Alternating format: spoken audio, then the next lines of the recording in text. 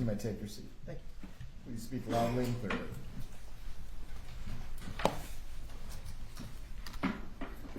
Sir, please introduce yourself and spell your name. I'm Dr. Anthony J. Clark, A-N-T-H-O-N-Y, J. Clark, C-L-A-R-K. How are you employed? I'm currently employed as Associate Medical Examiner for the Georgia Bureau of Investigation, Division of Forensic Science in the Central Regional Office in Macon, Georgia. What are your duties there? I work as an Associate Medical Examiner. I perform what's called the autopsy and forensic autopsies and death investigations. Was there ever a time that you worked here in Tallahassee as an assistant medical examiner? Yes. What time periods did you do that? It was from 2007 to 2023. All right. And how many autopsies have you performed during the course of your career? It's over 8,000 now. And what is the education and training that you have that qualifies you to do that type of work? I obtained my Bachelor of Science degree from the Massachusetts Institute of Technology. I did 2 years of animal research before moving on to Jefferson Medical College in Philadelphia. I graduated from the college and then traveled over to Britain General Hospital in Britain, Connecticut, and did a 2-year general surgical internship. I then went to the Hartford Hospital in Hartford, Connecticut, and did 4 years of anatomic and clinical pathology. I then traveled from that program down to Atlanta, Georgia, where I did a 2-year forensic pathology fellowship at the Fulton County Medical Examiner's Office in association with Emory University. I am board certified in anatomic and forensic pathology. I have medical licensures both in the state of Georgia and Florida. Have you ever testified as an expert in the area of forensic pathology? Yes, I have. How many times? Several hundred times. Tender Dr. Clark as an expert in the area of forensic pathology, Your Honor. Does the defense wish to voir dire the witness? No, Your Honor. Is there any challenge to his ability to provide an opinion? No, Your Honor. Members of the jury, the witness will be permitted to testify before you today in the form of an opinion in the fields of both medicine and forensic pathology. You may continue. Doctor, did you conduct the autopsy of Dan Markell? Yes, I did. When was that conducted? We performed it on July 19, 2014, and we started at 11:55 hours. Where was the autopsy conducted? At that time, we were in the Tallahassee Memorial Hospital morgue. Did you take photos as part of your autopsy? Yes, I did. Would use of those photos assist you in your testimony? Yes, they would. Would they assist the jury in understanding your testimony? Yes, they would. Virginia states 25 through 34. Take a moment to look through those and let me know if you recognize them.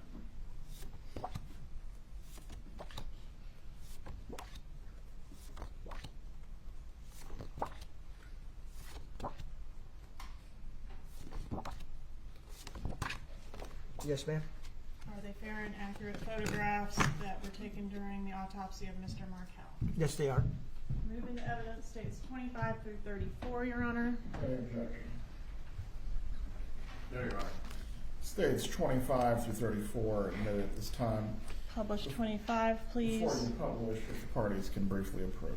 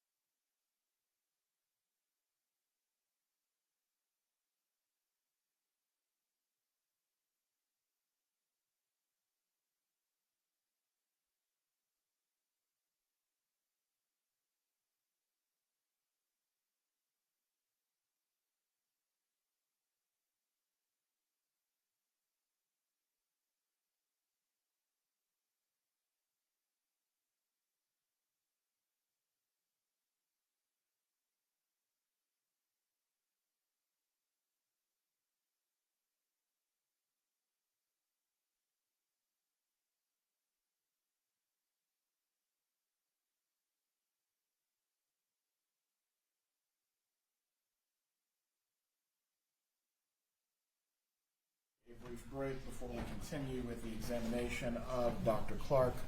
The bailiff will take you to the jury room.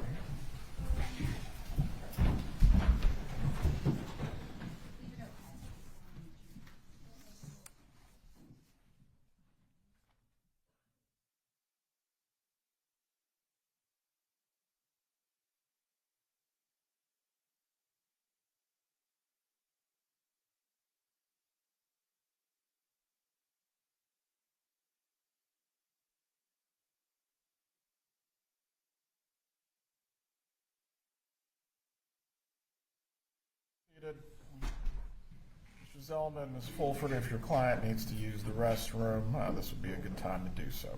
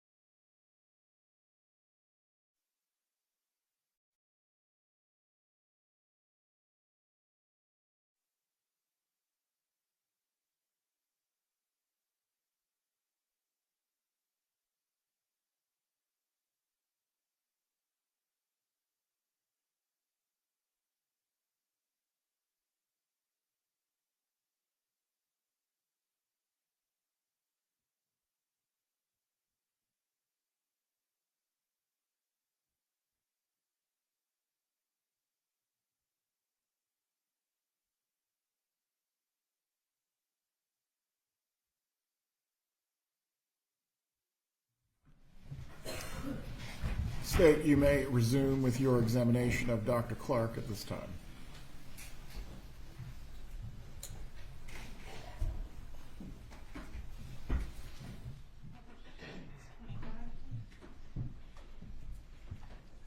Publishing 25.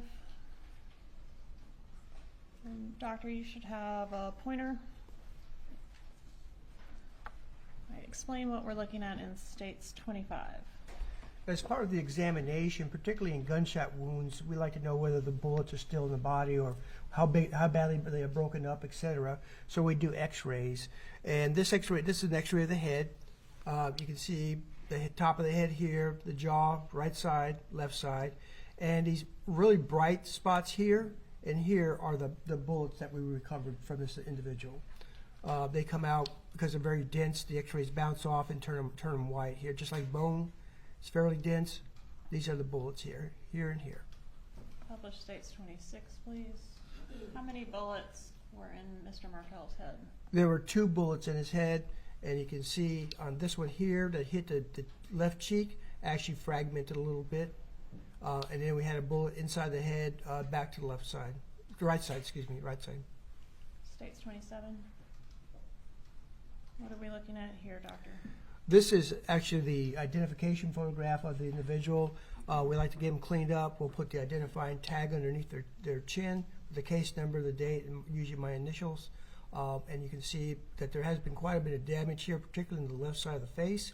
We have a gunshot wound here that's labeled number 1 in the autopsy report, and this is number 2, labeled number 2 in the autopsy report. By labeling them 1 and 2 respectively, are you opining that that's the order in which those shots were fired? No, the numbering system in the autopsy report is just for me to discuss during the trial. Publish 28, please. What does 28 show? So this is what I call gunshot wound number 2. And you can see it's quite irregular. It's not a nice round hole you'd like to see, but the way it hit the bone, it caused a lot of damage and tearing in this area here.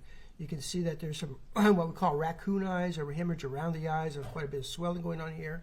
Also in this area here, you see a lot of minor superficial abrasions that vary in size. Some are a bunch bigger and some are smaller. You can see it's all over the cheek here, so, and the ear and the side of the neck here.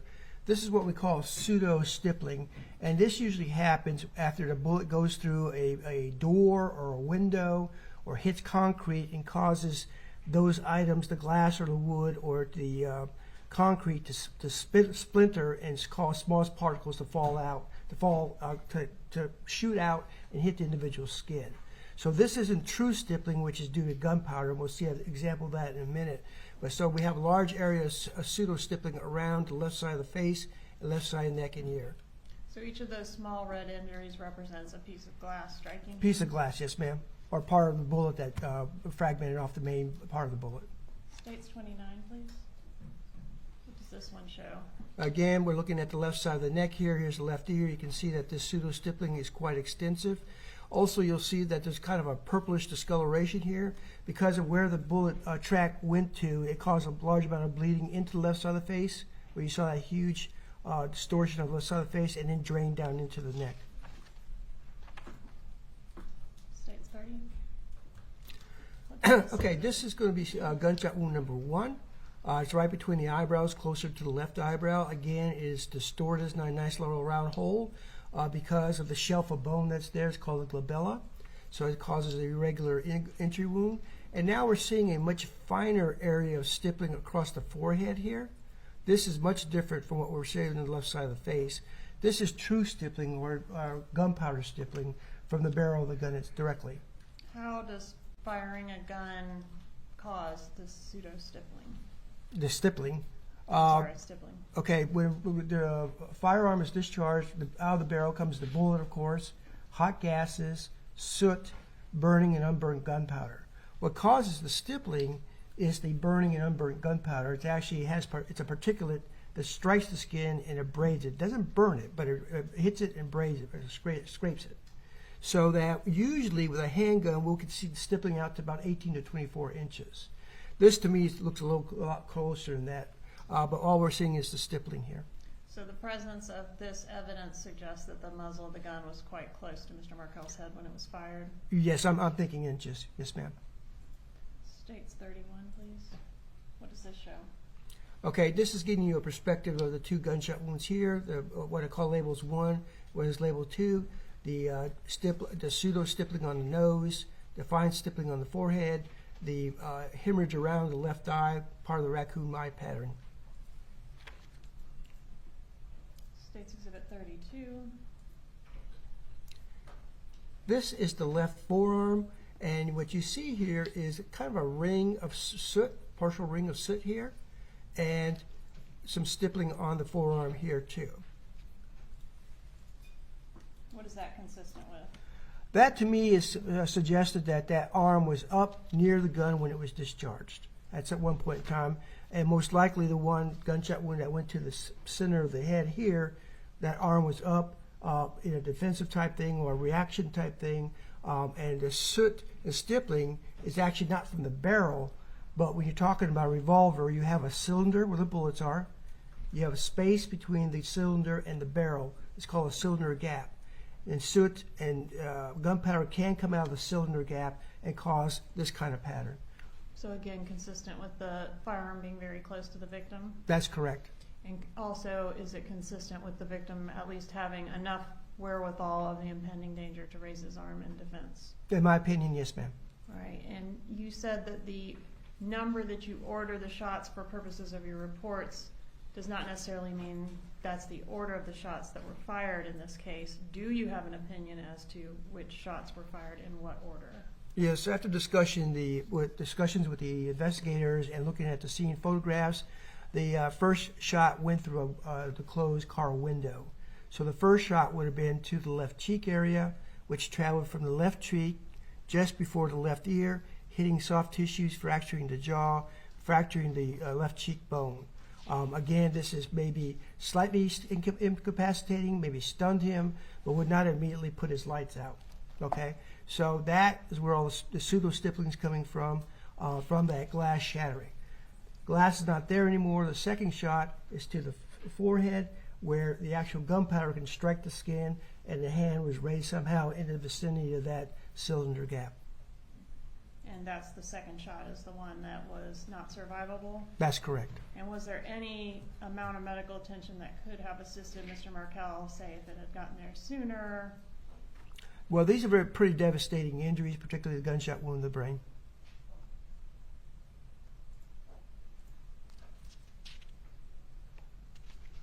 Did you collect the projectiles from Mr. Markel's head? Yes, I did. I'm going to show you State's Exhibit 127 and 128. If you will publish 30 feet, please.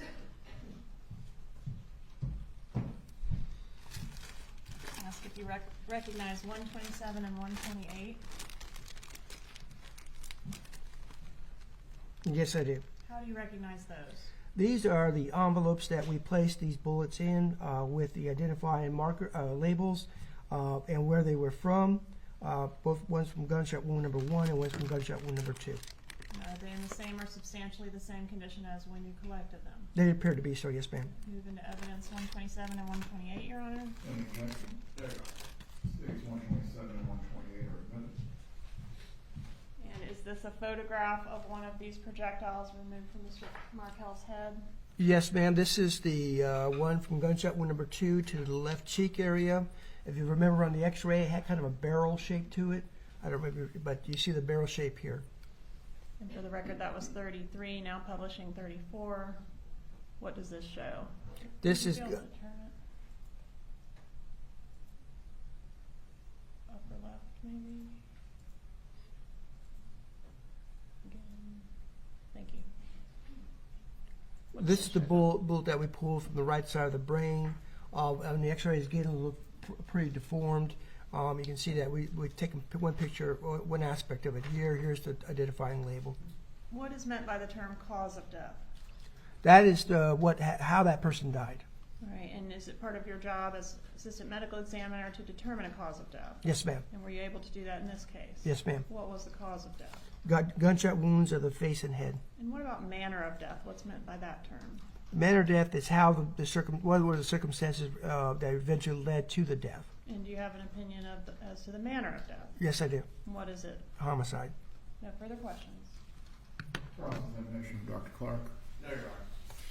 Judge, this witness can be excused, and this might be a good time to take our lunch recess.